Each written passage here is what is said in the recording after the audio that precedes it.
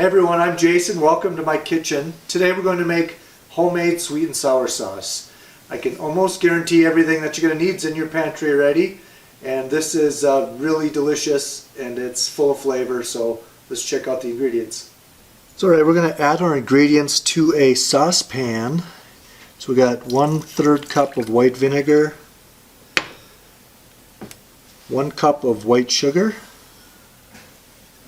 half a cup of brown sugar,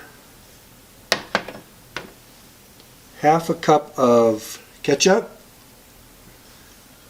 and 1 teaspoon of soy sauce. And we're going to bring this to a simmer or a small boil, and once we get there we'll come back. Okay, now that it's coming to a boil, next we're going to mix 4 tablespoons of cornstarch into 3/4 of a cup of cold water. We're going to whisk that together. Then we're going to add that to the sauce, and that will thicken it up. Okay, here's our cornstarch and water. And before our very eyes, we're going to see this start to thicken up.